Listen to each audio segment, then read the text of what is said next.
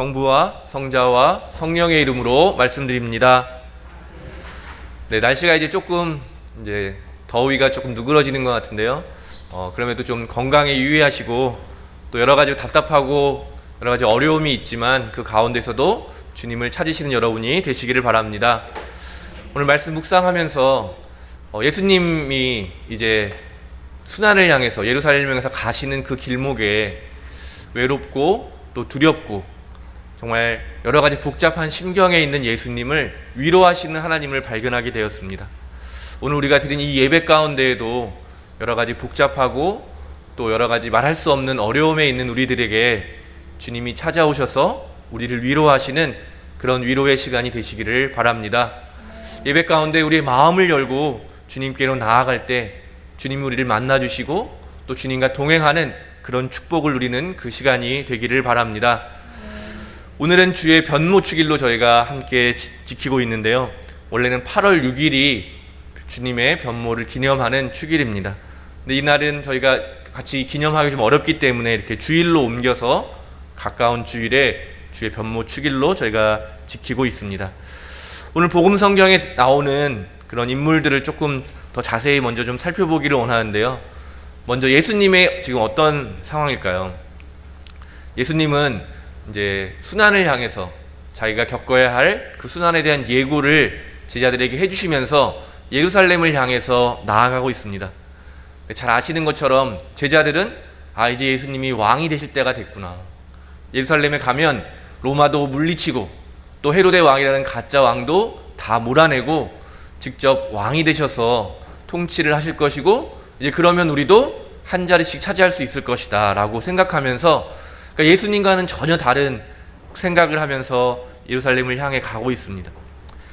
그래서 이 여정 가운데 이제 결정적인 그 앞에서 예수님에게 향유를 부은 여인이 나오는데요.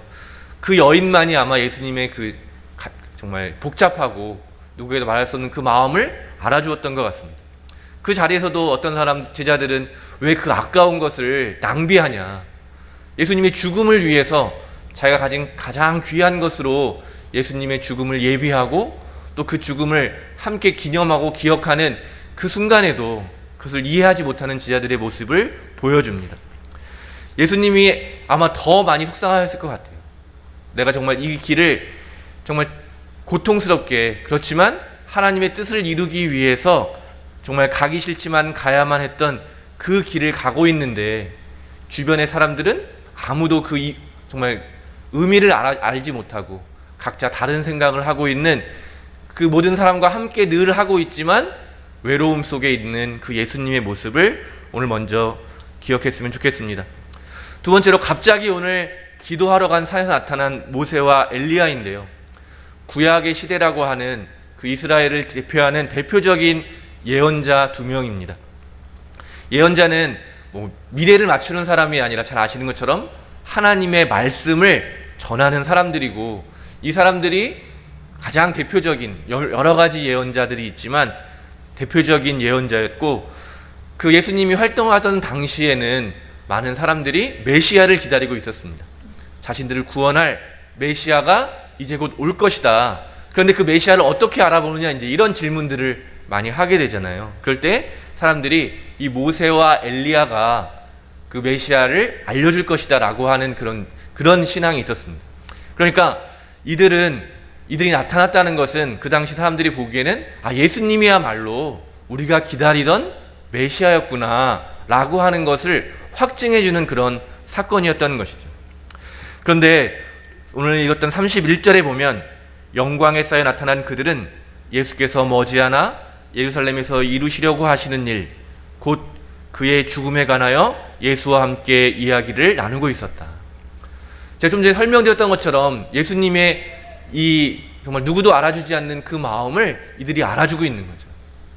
이제 곧 겪게 될 그 죽음과 그 의미에 대해서 함께 이야기를 나누었다고 이야기하고 있습니다.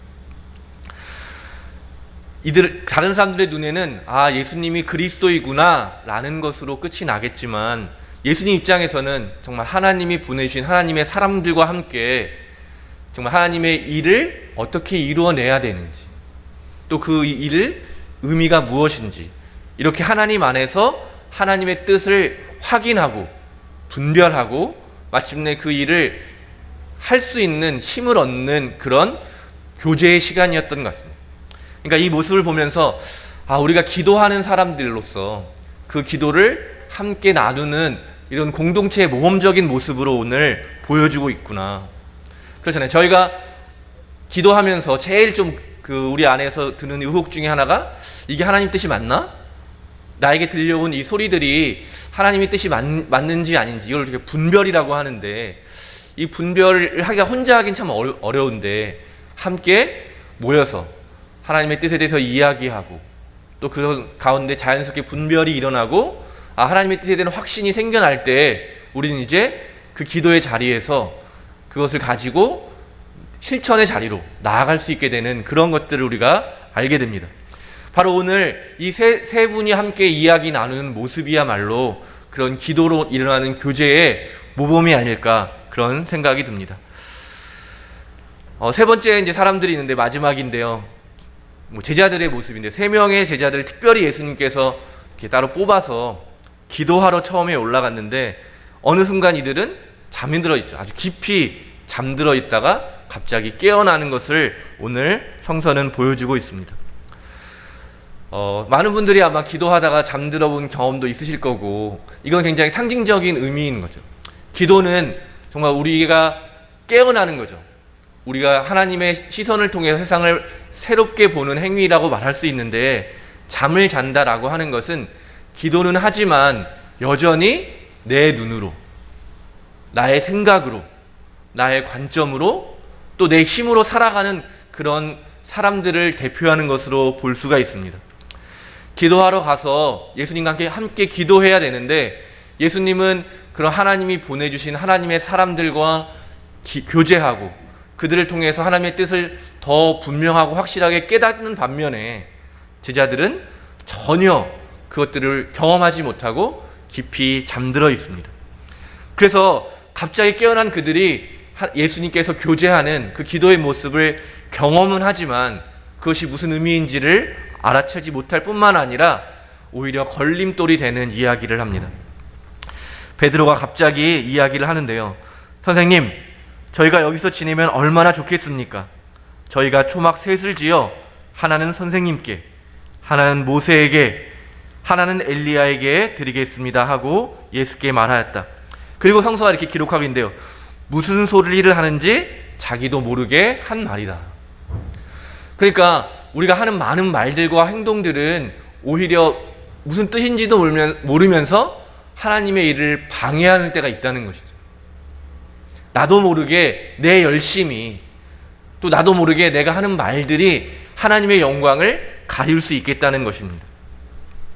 자기가 무슨 말을 하는지도 모르고 하는 말들이, 이제 예수님은 순환을 이루기 위해서, 순환을 통해서 부활에 이뤄서 사람들을 구원하는 그 길을 가야 되는데 가지 말고 여기서 그냥 이 좋은 상태로, 지금의 이 상태에 머물자라고 하는 것이 이 베드로의 입에서 나온 말이었습니다. 결국 기도하지 않으면, 하나님의 뜻에 대해서 간구하지 않으면 우리는 하나님의 뜻을 드러내기는커녕 그것을 가로막을 수 있다는 그런 사실입니다. 오늘 이야기 속에 등장하는 이 인물들 중에 여러분은 어떤 인물에 마음이 가시나요? 여러분이 지금 어떤 상태에 계신지 오늘 한번 예배 가운데, 또 예배를 마치고 집에 가셔서 한번 곰곰이 생각해 보셨으면 좋겠습니다. 나는 지금 어떤 상태에 있는가? 예수님처럼 하나님의 뜻이 내 삶에 주어진 하나님의 음성을 통해서 깨닫게 된 하나님의 뜻을 내가 깨닫게 됐는데 여러 가지로 어렵다고 느껴지시고 주저하고 계시고, 정말 이게 아니었으면 좋겠다라고 하시는 분이 계시다면 하나님의 위로를 받으시고 용기를 내셔서 그 뜻을 실천하는 곳까지 나아가게 되시기를 바랍니다. 또 오늘 모세와 엘리야가 예수님을 위로하고 그분을 격려하고 그 마음을 알아주었던 것처럼, 혹시 여러분 주변에 힘겹게 살아가는 이들을 알고 계시다면 그분들을 위로하고 격려하는 분들이 되시기를 바랍니다. 또 제자들처럼 기도의 자리에서 여전히 기도하지 못하고 잠들어 있는 분이 계시다면 다시 한번 기도의 자리에서 기도하심으로 하나님의 뜻을 발견하신 예수님을 기억하시면서 예수님의 본을 따라서 다시 한번 기도의 자리로 나아가게 되시기를 바랍니다. 그래서 우리의 눈이 띄어져서 우리의 생각이 깨어지고 하나님의 생각으로, 하나님의 시선으로 살아가는 기도의 사람들이 되시기를 바랍니다. 기도는 먼저 우리가 깨어나는 것부터 시작이 되는 거죠. 내 상태가 지금 하나님의 음성을 듣는 것이 아니라 내 생각으로 꽉 붙잡혀 있는 상태구나 라는 것을 알아차리는 데부터 우리의 기도가 시작됩니다. 그래서 예수님이 보여주신 것처럼 내 뜻은 정말 죽기 싫고 그 고통의 앞에서 주저할 수밖에 없지만 기도할 때 하나님의 뜻이 어디에 있는지 알게 되고 하나님의 뜻이 우리 안에서 자라나서 열매를 맺는 그런 것이 바로 기도의 능력입니다. 내 능력과 의지가 아니라 하나님의 사랑으로만 가능하다는 것을 알아차리고 하나님의 사랑에 의지해서 살아가는 것이 바로 기도의 삶이겠습니다. 에베소서 6장 18절에서 바울은 이렇게 권면하고 있는 것입니다. 여러분은 또한 언제나 기도하며 하나님의 도우심을 청하십시오. 모든 경우에 성령의 도움을 받아 기도하십시오. 늘 깨어서 꾸준히 기도하며 모든 성도들을 위하여 간구하십시오. 아멘. 여러분, 기도는 내 힘으로 하는 것이 아니라 하나님의 도우심으로 하는 것입니다. 우리 안에 살아계시는 성령 하나님께서 우리를 주관하시고 더 주도적으로 일하시는 것이 바로 기도라는 사실을 여러분 기억하시면서 오늘부터 다시 한번 기도의 자리에서 날마다 꾸준히 기도하시는 여러분 되시기를 간절히 바랍니다. 예수님께서 저희가 오늘 특별히 이 변모축일로 지키면서 복음을 다른 걸 읽었는데 계속해서 저희가 읽고 있는 요한복음 6장에서 나는 하늘에서 내려온 빵이다 라고 하시는 그 예수님의 말씀 안에 담겨있는 의미도 무엇이겠습니까? 사람이 잘 먹고 잘 사는 것만으로 다 되지 않는다. 바꿔 말한다면 우리는 기도해야 살 수 있는 사람들이다. 하나님의 뜻을 구하고 하나님의 도움을 통해서만 살아갈 수 있는 존재라는 그런 의미로도 볼 수 있겠습니다. 날마다 우리의 삶의 자리에서 하나님의 뜻을 구하고 기도를 통해서 또 하나님과 교제하는 그 과정 가운데 하나님의 뜻을 행할 그런 힘을 얻는 여러분이 되시기를 바랍니다. 오늘 모세와 엘리야와 예수님께서 보여주신 것처럼 하느님 안에서 함께 그 뜻을 분별하고 또 서로가 서로를 위로하고 서로를 지지하면서 함께 하나님의 뜻을 이루어가는 기도의 공동체, 그런 공동체가 우리 평택교회가 되기를 바랍니다. 9월부터 저희가 기도학교를 하려고 준비하고 있는데요. 계속 준비하면서 점점 해야 될 말들이 많고 어떻게 할까 그런 좀 걱정이 되기도 하는데요. 조금 많이 좀 원래는 한 10주를 할까 8주를 할까 생각을 했는데 그거 너무 길어질 것 같아서 한 6주 정도로 지금 준비하고 있습니다. 우리가 겪고 있는 이 위기의 시대, 정말 어떻게 살아야 될지 또 어떻게 해야 될지 모르는 이때를 우리가 가만히 앉아서 걱정하기보다는 우리가 이 위기의 시간들을 기도의 시간으로 바꾸었으면 좋겠습니다.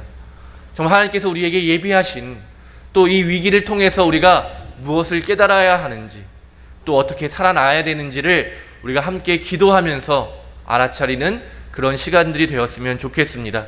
또 혼자도 기도하지만 오늘 예수님께서 아무도 알아주지 않는 그 어려움 속에 있을 때 하나님의 사람들이 나타나서 또 하나님께서 예수님을 위로해 주시고 예수님을 통해서 그 많은 알아차리지 못했던 사람들이 결국 순환과 부활의 의미를 깨닫게 해주신 것처럼 우리가 기도하면서 내가 홀로 기도할 뿐만 아니라 함께 기도하는 것을 통해서 하나님의 뜻을 이루어가는 그런 거룩한 공동체가 되었으면 좋겠습니다.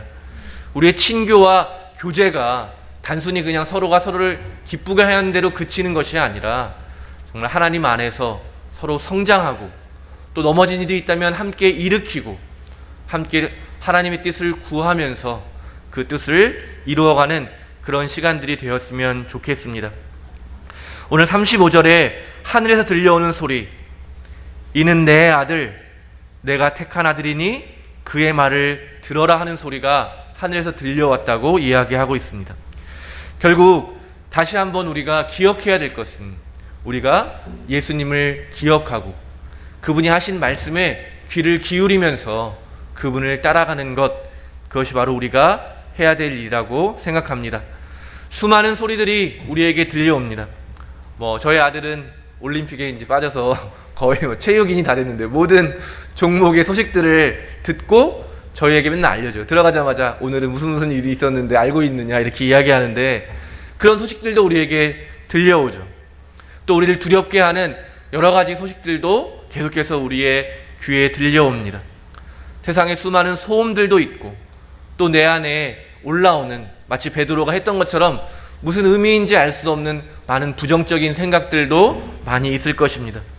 그러나 오늘 구름 속에서 들려오는 이 소리를 기억하시면서 우리가 들어야 할 소리는 그런 수많은 소리들 중에 바로 예수님의 말씀이라는 사실을 여러분 붙드시고 한 주일 동안 주님의 말씀을 듣기 위해서 갈망하시고 또 시간을 내셔서 앉아서 그분의 음성을 갈망하는 그럴 때에 예수님의 말씀을 듣게 되고 그 말씀이 우리를 살리는 생명의 빵이 되기를 간절히 바랍니다. 한 주일 동안 그 여러 가지 수많은 소리들 가운데 예수님의 말씀을 들으시는 축복이 우리 모두에게 있게 되기를 간절히 축원드립니다. 성부와 성자와 성령의 이름으로 말씀드렸습니다.